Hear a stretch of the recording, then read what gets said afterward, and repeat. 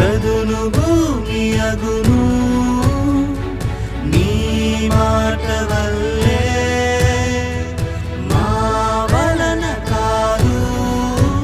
నీ కృప వలన మాత్రమే జయించెదం మేము సాతానుని నీ వాక్యము